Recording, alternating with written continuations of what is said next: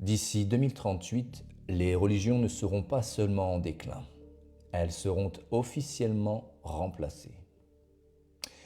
Ces mots, selon lui, n'étaient pas une projection, mais une certitude froide déjà inscrite dans une stratégie globale.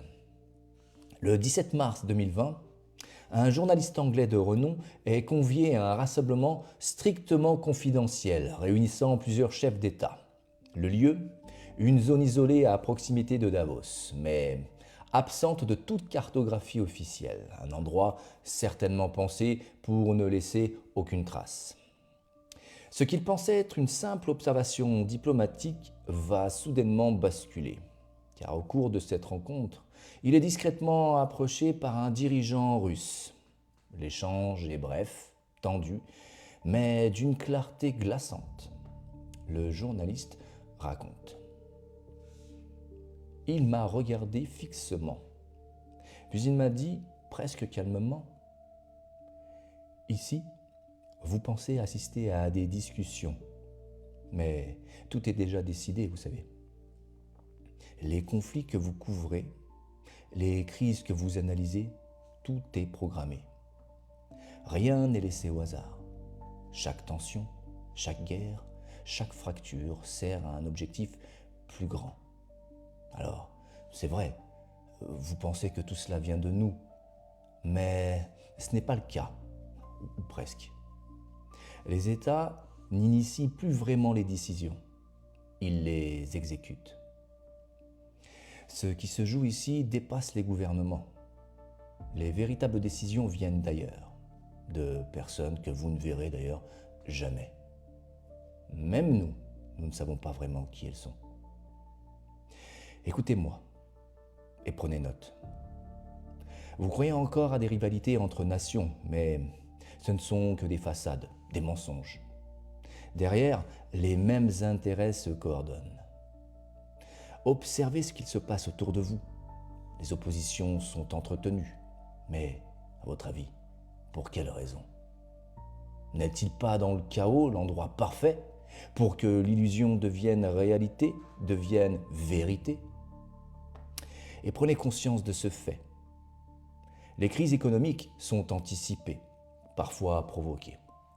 Elles fragilisent les sociétés, créent de la peur et rendent les populations prêtes à accepter ce qu'elles auraient refusé en temps normal. En réalité, l'objectif final est simple et radical. Faire taire les religions, les affaiblir, les diviser, les décrédibiliser jusqu'à ce qu'elles disparaissent d'elles-mêmes. Et lorsqu'il n'y aura plus de repères, nous proposons autre chose. Une structure unique, une croyance globale, acceptable par tous, mais qui ne sera plus une religion. Oui, les religions. Les religions sont le dernier verrou. Elles donnent encore un sens, une structure indépendante. Alors, on les infiltre, on accentue leur division, on amplifie leurs dérives, jusqu'à ce que les gens s'en détournent d'eux-mêmes. Et le pire, c'est que vous ne voyez rien du tout. Ensuite, on proposera une alternative. Une croyance sans dogme apparent. Une forme d'unité globale qui semblera rationnelle, moderne et inévitable. Ce ne sera plus une foi, ce sera un système. Mais écoutez-moi bien, retenez ceci et ne l'oubliez jamais. Le moment viendra où ce changement ne sera plus discret, il sera visible, spectaculaire, impossible à ignorer. Des messages apparaîtront dans le ciel, pas symboliques, pas interprétables, clairs, structurés, universels. Tout le monde les verra, dans chaque pays, dans chaque ville, et ces messages diront qu'ils apportent des réponses, qu'ils mettent fin au conflit, qu'ils révèlent enfin la vérité. Ils promettront la fin des souffrances, la résolution des crises, une sorte d'unité mondiale, vous l'avez compris. Et là, les gens voudront y croire parce qu'ils seront épuisés.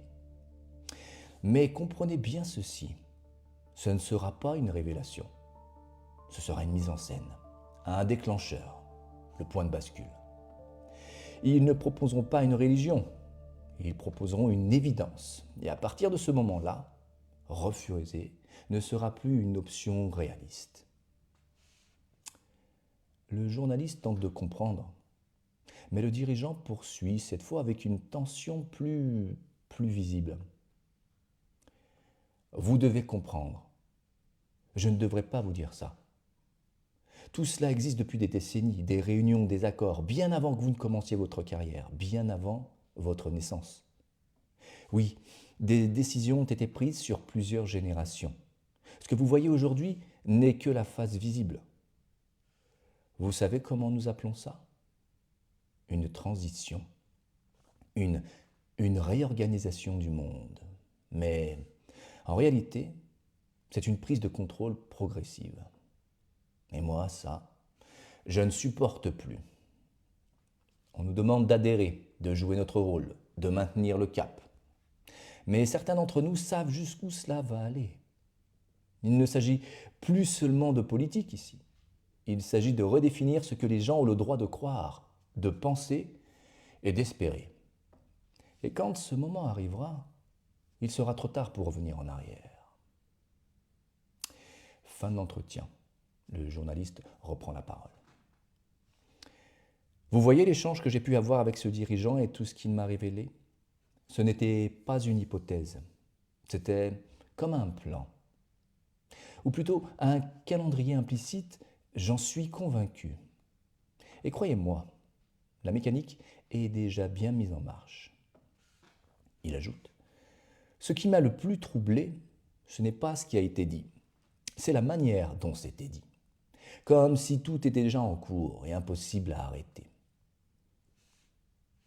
Alors, quelques mois plus tard, après cette révélation, le dirigeant russe est retrouvé mort.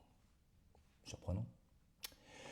Les premières sources évoquent un malaise, mais très vite, une autre hypothèse circule. Un empoisonnement. Le journaliste conclut ce soir-là avec une gravité inhabituelle. C'est vrai. Je ne peux pas prouver que ces événements sont liés. Mais une chose est certaine. Quand quelqu'un commence à parler d'un plan déjà écrit et qui disparaît peu après, ce n'est jamais un hasard.